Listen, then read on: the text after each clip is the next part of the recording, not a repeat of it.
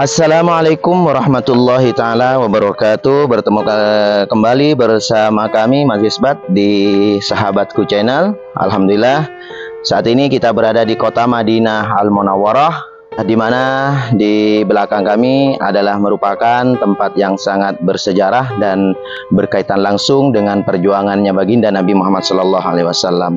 Setiap perjuangan tidak mungkin tanpa ada rintangan. Begitu juga perjuangannya baginda Nabi Muhammad SAW di kota Madinah Al-Munawwarah.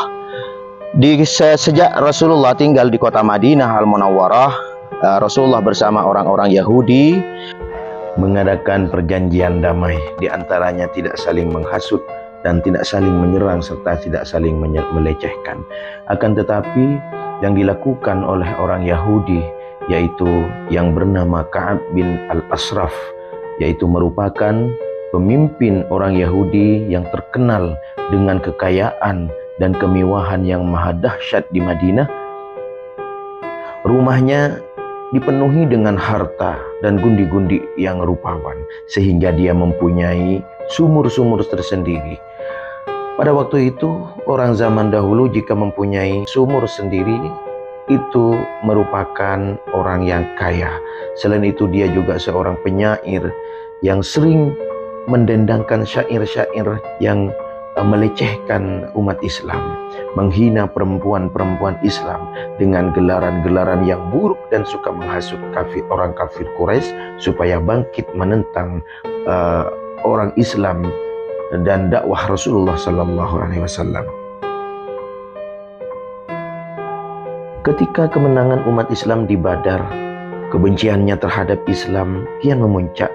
Selepas berakhir peperangan Badar, dia terus pergi ke kota Mekah Al-Mukarramah untuk menghasut orang-orang musyrik, orang-orang kafir Quraisy Mekah supaya terus bangkit menentang Rasulullah dan menebus kembali kekalahannya di perang Badar.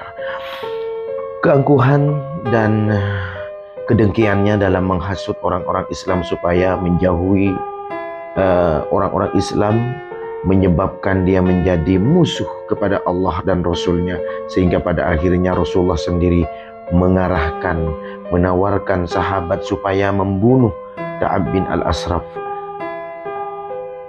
Bahkan Rasulullah SAW menawarkan, siapakah yang mau membunuh Ka'ab bin Al-Ashraf? Dia telah memusuhi Allah dan Rasulnya. Muhammad bin Maslamah pun segera bangkit dan menyahut, wahai Rasulullah, apakah engkau izinkan jika aku ingin membunuhnya? Baginda Nabi Muhammad SAW menjawab, iya. Kemudian Muhammad bin Maslamah berkata lagi, berikan izin kepadaku untuk membuat sesuatu ataupun untuk membuat muslihat, bagaimana menyusun rencana untuk membunuh Ka'ab bin Al-Ashraf tersebut. Lalu Muhammad bin Maslamah pergi menemui Ka'ab bin Al-Ashraf dan berkata kepadanya, sesungguhnya lelaki itu, yaitu Rasulullah SAW, meminta kepada kami supaya memberi sedekah, tetapi ianya amat menyusahkan kami. Karena itu aku datang untuk meminjam dari engkau. Kemudian Ka'ab menjawab, aku juga begitu, demi Allah engkau akan merasa jemu dengan Muhammad. Kemudian Muhammad bin Maslamah berkata lagi, sesungguhnya kami telah mengikutinya dan kami tidak akan meninggalkannya sehingga kami melihat bagaimana keadaannya kelak. Dan kami harap engkau sudi meminjamkan kepada kami 1 atau 2 sak makanan. Ka'ab membalas, iya, tapi engkau mestilah mengadakan sesuatu kepadaku. Muhammad bin Maslamah bertanya, apa yang engkau maukan? Ka'ab bin Al-Ashraf ini menjawab, aku mau istri-istrimu. Tetapi Muhammad bin Maslamah ini berkata, bagaimana kami menggadaikan pada istri-istriku, istri-istri kami kepada engkau, sedangkan engkau adalah lelaki yang tampan, sudah mempunyai gundi-gundi yang cantik. Ka'ab berkata, jika begitu gadaikanlah anak-anak engkau. Mereka berkata, bagaimana kami hendak menggadaikan anak-anak kami? Pasti kami akan dicaci oleh mereka. Mereka pasti akan berkata, kamu gadaikan kami untuk 1 sak atau 2 sak untuk makanan. Semua itu pasti akan mengabaikan kami. Oleh itu kami akan menggadaikan senjata-senjata kami. Kemudian Ka'ab membuat perjanjian dengan Muhammad bin Maslamah untuk datang pada waktu yang telah ditetapkan. Maka Muhammad bin Maslamah pun datang pada malam hari bersama Abu Naila. Abu Naila ini sepupu daripada Ka'ab bin Al-Ashraf sendiri. Mereka berdua mengajak Ka'ab untuk pergi ke tempat untuk menggadaikan sebuah ladang kurma.